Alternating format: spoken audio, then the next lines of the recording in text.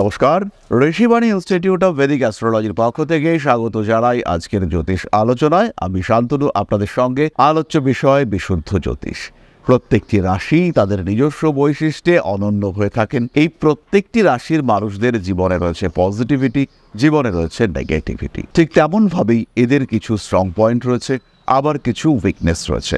Strong পয়েন্টগুলি কি, week পয়েন্টগুলি কি, এগুলি যদি আমরা বুঝতে পারি, সেই ক্ষেত্রে আমাদের জন্য সিদ্ধান্ত নেওয়া অনেক সহজ হয়ে দাঁড়ায়। কোনো মানুষ আমরা কতটা কিভাবে কোনো বিষয়ের সঙ্গে অংশগ্রহণ করব, কতটা কোনো বিষয়ের মধ্যে জড়িয়ে যাব, সেই বিষয়ে কিন্তু আমাদের অবশ্যই খেয়াল রাখতে হবে এবং সেখানে এই স্ট্রং পয়েন্ট এবং উইক পয়েন্টগুলি অত্যন্ত গুরুত্বপূর্ণ। আজকে আমরা আলোচনা করব মীন রাশি এবং তার স্ট্রং পয়েন্টগুলি সম্পর্কে। কালপুরুষের দ্বাদশ রাশি মীন, বৃহস্পতির দ্বারা প্রভাবিত জলতত্ত্বের রাশি, তারা হলো মীন। মীন রাশি বা লগ্নের মানুষরা কিন্তু সফট প্রকৃতির, তারা অত্যন্ত ইমোশনাল। তার সঙ্গে সঙ্গে তারা যে শক্ত সবল প্রকৃতির তাও কিন্তু নয়। তবে তাদের মধ্যে কি এমন বিশেষ গুণ রয়েছে যার কারণে তারা সামনের দিকে এগিয়ে যেতে পারবেন, তাদের মধ্যে কোন বিষয়গুলির দিকে খেয়াল রাখতে হবে? প্রথমেই খেয়াল রাখুন, মীন রাশি বা লগ্নের মানুষ তারা কিন্তু ইমোশনাল হওয়ার সঙ্গে সঙ্গে প্রচুর পড়তে ভালোবাসেন। তাদের স্মৃতিশক্তি অত্যন্ত ভালো, তারা অত্যন্ত ভালো বিশ্লেষণ করতে পারেন। এই যে তিনটি পয়েন্ট আমরা বললাম, এটা হচ্ছে মীনের সবচেয়ে বড় স্ট্রং পয়েন্ট, অর্থাৎ স্মৃতিশক্তি, বিশ্লেষণী ক্ষমতা, প্রচুর পড়া এবং আগাম উপলব্ধি করবার প্রচেষ্টা। কোথাও বেড়াতে যাচ্ছি, তার সম্পর্কে প্রচুর পড়াশুনো করে নিলাম, কি হতে পারে, কোথায় সমস্যা আসতে পারে, কি গণ্ডগোল হতে পারে, এই সম্পর্কে সাধারণ ধারণা মনের মধ্যে চলে এলো, এগিয়ে চললাম আমরা। পরবর্তী বিষয়টি হলো মীনের বিশ্লেষণী ক্ষমতা, অর্থাৎ কি ঘটতে চলেছে, কিভাবে ঘটবে, কিভাবে কাজটাকে সম্পূর্ণ করব, তার সঠিক পরিকল্পনা এটা কিন্তু মীন করতে পারেন। মীনের দুর্বলতা আত্মবিশ্বাসের অভাব, এই ক্ষেত্রটিকে যদি মীন কিছুটা বাড়িয়ে তুলতে পারেন, তবে লগ্নে মঙ্গল বা রবি অবস্থান করলে কিংবা জন্মকুণ্ডলিতে বৃহস্পতি বলবান হলে মীনের আত্মবিশ্বাস অনেকটাই বাড়ে। কিন্তু অ্যাভারেজ মীন রাশি বা লগ্নের মানুষদের আত্মবিশ্বাসের কিন্তু একটা ঘাটতি থেকেই যায়। এই মীন রাশি বা লগ্নের মানুষদের পরবর্তী বিশেষত্ব হলো তাদের ক্রিয়েটিভিটি। বিশেষ করে বিনোদন জগতে তারা কিন্তু ভীষণ রকম ক্রিয়েটিভ। নাচ, গান, অভিনয়, শিল্প, কলা, শৈলী প্রত্যেকটি দিকে কিন্তু তাদের বিশেষ ক্রিয়েটিভিটি আমরা দেখতে পাই। মীন রাশি বা লগ্নের মানুষদের পরবর্তী স্ট্রং পয়েন্ট হলো তাদের প্রত্যেকটি বিষয়কে অনুধাবন করবার ক্ষমতা, আগাম উপলব্ধি।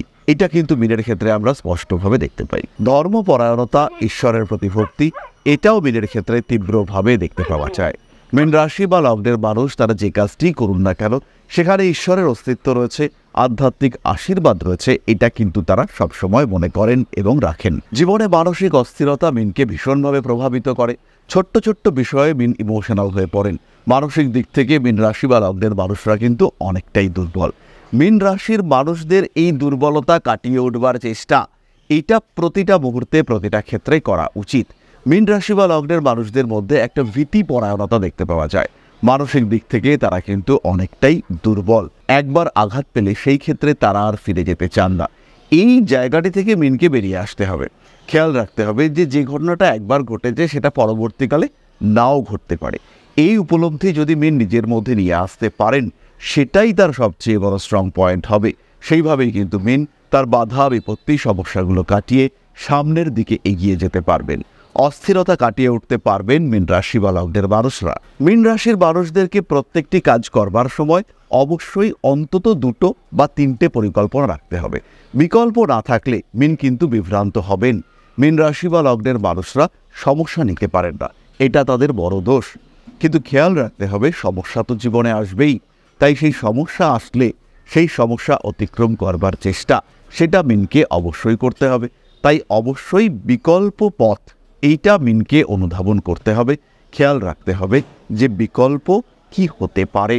যদি আমি একদিকে চলতে গিয়ে বাধাপ্রাপ্ত হই, তাহলে সেকেন্ড অপশন সেটা কি হতে পারে, এই বিষয়টি কিন্তু মীনকে অবশ্যই খেয়াল রাখতে হবে। পরবর্তী বিষয়টি হলো মীন অত্যাধিক বেশি সামাজিক।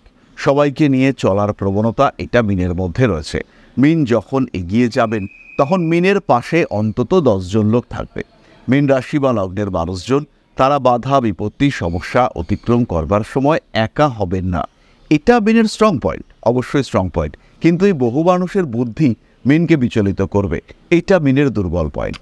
মিন কিন্তু সরাসরি সিদ্ধান্ত গ্রহণ করতে পারেন না। সিদ্ধান্ত নেওয়ার ক্ষেত্রে মিনের মধ্যে অস্থিরতা সৃষ্টি হয়। পরবর্তী বিষয়টি হলো মিনের অনেস্টি।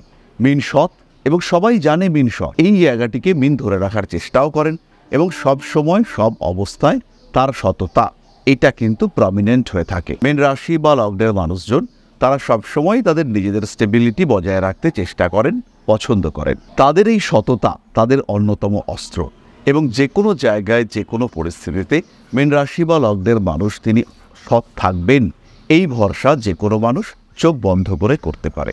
সুতরাং মিন রাশি বা লগ্নের মানুষদের পজিটিভিটি নেগেটিভিটি সম্পর্কে আমরা উপলব্ধি করতে পারলাম। আমরা জানতে পারলাম মিন কিভাবে নিজের পরিকল্পনাগুলিকে বাস্তবায়িত করতে পারবেন। মিনের একটু গ্লো সাপোর্ট দরকার, স্পেশালি বৃহস্পতি, মঙ্গল, রবি, শনি এদের সাপোর্ট পেলে মিন কিন্তু অনেক স্ট্রং হয়ে উঠতে পারেন। আদারওয়াইজ মিন রাশি বা লগ্নের মানুষ তারা কিন্তু একটু দুর্বল প্রকৃতিরই হয়ে থাকেন। যাই হোক, আমরা চলে আসব এবার আমাদের আলোচনার পরবর্তী পর্যায়ে, অর্থাৎ আপনাদের প্রশ্নে জ্যোতিষের উত্তর। তবে তার আগে ছোট্ট একটি বিষয় আপনাদের সঙ্গে শেয়ার করতে চাইব। আশা করি পরম পিতার আশীর্বাদে সবাই খুব ভালো আছেন। জীবনে চলার পথে বিভিন্ন সময় বিভিন্ন ক্ষেত্রে আমরা প্রত্যেকেই কিছু না কিছু জনহিতকর কার্য করে থাকি। রাস্তায় যদি একজন মানুষ এসে আমাদের কাছে সাহায্য চায়, আমরা যতটুকু সম্ভব তাকে সাহায্য করবার চেষ্টা করি। কখনো কিছু অর্থের বিনিময়ে, কখনো তাকে কিছু খাদ্য সামগ্রী কিনে দিয়ে, কখনো গাছের জল দিয়ে, কখনো পাড়ার রাস্তার কুকুরটিকে খেতে দিয়ে আমরা সমাজের উন্নতি করবার চেষ্টা করি। আমরা সমাজের প্রতি আমাদের সামাজিক দায়বদ্ধতা পালন করবার চেষ্টা করি, কারণ প্রত্যেকেই আমরা মানুষ, প্রত্যেকের মধ্যেই রয়েছে মনুষ্যত্ব, প্রত্যেকেই আমরা অপরকে সাহায্য করবার জন্য অল্প বিস্তর দায়বদ্ধ। এই ভাবনা নিয়েই অধ্যাত্ম, সেবা এবং প্রকৃতি পূজনের ব্রতী হয়েছে আমরা। আপনাদের সহযোগিতায় গঠন হয়েছে পরম ব্রহ্ম মিলন মঠ ও সেবাশ্রম। দীর্ঘদিন ধরেই, প্রায় বিগত 3 বছর ধরে বিভিন্ন সময়ে, বিভিন্ন অবস্থায়, বিভিন্ন পরিস্থিতিতে মানুষের পাশে গিয়ে আমরা দাঁড়িয়েছি। মানুষের পাশে যতটা সম্ভব সাহায্য করবার চেষ্টা আমরা করেছি আমাদের ক্ষুদ্র সামর্থ্যে। বারংবার আমরা পেয়েছি আপনাদের সাহচর্য, বারংবার আপনারা বাড়িয়ে দিয়েছেন আপনাদের সহযোগিতার হাত। তাই আরও একবার আপনাদের সামনে আজ আমি আবার এসেছি পরবর্তী কর্মসূচিকে বাস্তবায়িত করবার জন্য। বিগত দিনগুলিতে বিভিন্ন সময়ে আমরা বিভিন্ন ক্ষেত্রে ডোনেশন কর্মসূচি করেছি। আমরা শীতকালে কম্বল বিতরণ করেছি, মোজা, চটি বিতরণ করেছি, মশারি বিতরণ করেছি ডেঙ্গুর সময়, করোনার সময় খাদ্য সামগ্রী বিতরণ করেছি আমরা। তার সঙ্গে সঙ্গে ছোট ছোট শিশুদের পড়াশুনো এগিয়ে যাওয়ার জন্য সারা বছরের সমস্ত শিক্ষা উপকরণ আমরা বিতরণ করেছি। তাদের সঙ্গে আমরা সময় কাটিয়েছি। এদের শিক্ষার ক্ষেত্রে যাতে ডেভেলপমেন্ট হয় তাই বেশ কিছু এলাকায় আমরা সম্পূর্ণ বিনামূল্য কোচিং সেন্টার পরিচালনা করছি। এবং বিশেষ বিষয়টি হলো যে প্রত্যেকটি ক্ষেত্রেই আপনারা কিন্তু প্রত্যক্ষ বা পরোক্ষভাবে আমাদের সঙ্গে আছেন। এই কর্মসূচিগুলিকে সঠিকভাবে এগিয়ে নিয়ে যাওয়ার জন্য এবার প্রয়োজন হয়ে পড়েছে একটি পরিকাঠামো, একটি সুগঠিত আশ্রমের, যেখানে বেশ কিছু মানুষ আশ্রয় পাবে, যেখানে বেশ কিছু বৃদ্ধ বৃদ্ধা তাদের দিনগুলিকে আরেকটু খুশির মধ্যে নিয়ে আসতে পারবেন, যেখানে বেশ কিছু অসহায় শিশু তাদের অভিভাবক খুঁজে পাবে, যেখানে বেশ কিছু নিষ্পাপ প্রাণ বিকশিত হওয়ার সুযোগ পাবে, যেখানে বেশ কিছু নিষ্পাপ প্রাণী তারা তাদের আশ্রয় খুঁজে পাবে। এই আশ্রম পরিকল্পনার জন্য, তার পরিকাঠামো নির্মাণের জন্য আমরা একটি জায়গা সিলেক্ট করেছি। সেই জায়গাটি ক্রয় করবার জন্য প্রয়োজন বিপুল অর্থের, যেটি কেবলমাত্র আমাদের প্রচেষ্টায় সংগ্রহ করা অসম্ভব। তাই আপনাদের প্রত্যেকের কাছে ছোট্ট অনুরোধ, প্রত্যেকেই অল্প অল্প করে এগিয়ে আসুন। প্রত্যেকের বিন্দু বিন্দু অনুদানে একদিন সিন্ধু স্বরূপ গড়ে উঠবে পরম ব্রহ্ম মিলন মঠ ও সেবাশ্রম। আমাদের প্রত্যেকের স্বপ্ন সমাজের জন্য কিছু করে যাওয়ার, সমাজকে উন্নততর পর্যায়ে নিয়ে যাওয়ার এই যে প্রচেষ্টা, এই যে ইচ্ছে, এই যে উদ্যম, এই উৎসাহ বাস্তবায়িত হবে আপনাদের সহযোগিতার মাধ্যমে। তাই আপনাদের প্রত্যেকের কাছে স্বনির্বন্ধ অনুরোধ, যতটুকু সম্ভব, যতটুকু সামর্থ্য, হতেই পারে অতি ক্ষুদ্র সেই সামর্থ্য, কিন্তু এসে পাশে দাঁড়ান। ইতিমধ্যেই বহু মানুষ তাদের যথাসম্ভব সাহায্যের হাত আমাদের দিকে বাড়িয়েছেন। আমরা তাদের প্রতি কৃতজ্ঞ, আমাদের আন্তরিক ধন্যবাদ আমরা জানাই তাদের প্রতি। এবং আপনাদের কাছেও আমাদের অনুরোধ, আপনারাও একটু একটু করে এগিয়ে আসুন।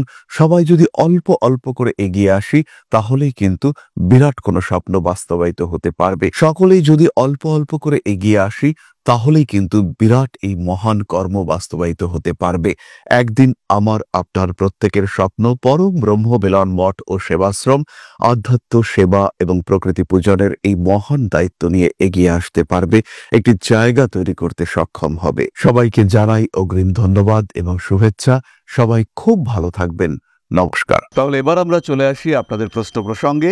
প্রশ্ন করেছেন রবীন্দ্রনাথ কুণ্ডু, জন্ম বর্ধমান হসপিটাল, বাড়ি রাজহাটি, জন্ম তারিখ 8/5/2000, জন্ম সময় 10টা 10 AM। আমার রাশি কি? আমার সরকারি চাকরি হবে কিনা? আমার বিয়ে কিভাবে হবে? বিবাহিত জীবন কেমন যাবে? রবীন্দ্রনাথ বাবু, তোমার লগ্ন কর্কট এবং রাশি মিথুন, কম্বিনেশন বেশ জটিল। লগ্নে রাহু অবস্থান করে রয়েছে, চাকরি প্রাপ্তির সম্ভাবনা অবশ্যই রয়েছে। কুণ্ডলিতে রবি, শনি, বৃহস্পতি, বুধ, শুক্র 5টি গ্রহ মেষে অবস্থান করেছে। অ্যাক্টিভ কালসর্প যোগ রয়েছে তোমার কুণ্ডলিতে। এখানে রবি তুঙ্গস্থ, মঙ্গল এবং শুক্রের মধ্যে ক্ষেত্র বিনিময় রয়েছে। তৈরি হয়েছে বুধাদিত্য যোগ এবং তার সঙ্গে সঙ্গে গুরু শৌরী যোগ। অন্যদিকে তৈরি হয়েছে একটি বিষ যোগ। মঙ্গল কেতু সম্পর্ক এটাও কিন্তু খুব একটা শুভ নয়। তুমি অবশ্যই অভিজ্ঞ জ্যোতিষের পরামর্শ গ্রহণ করো। চাকরি প্রাপ্তির সম্ভাবনা রয়েছে, প্রেমজ বিবাহের সম্ভাবনা, দ্বিতীয় প্রেম বাস্তবায়িত হতে চলেছে। অতিরিক্ত খরচ ব্যয়ের উপর নিয়ন্ত্রণের অভাব তোমার জীবনে সমস্যা নিয়ে আসবে। জীবনে কিছু কিছু ক্ষেত্রে অস্থিরতা থাকলেও এগিয়ে যাওয়ার প্রচেষ্টা সেটা তোমাকে সাপোর্ট দেবে। নিশ্চিন্তে অবশ্যই তুমি থাকতে পারো, তথাপি শরীরের দিকে, কর্মক্ষেত্রের দিকে, পেশার দিকে, বিবাহিত জীবন, প্রেম, ভালোবাসা ইত্যাদির দিকে অবশ্যই তোমাকে খেয়াল রাখতে হবে। তাহলে আজকের আলোচনা আমরা আর দীর্ঘায়িত করব না। সবাই সুস্থ থাকুন, ভালো থাকুন। মা শ্রী শ্রী আদিশক্তির আশীর্বাদ আপনাদের জীবনকে আরও সুন্দর, আরও সুস্থ, আরও সমৃদ্ধ করে তুলুক। জয় মা আদিশক্তি। নমস্কার।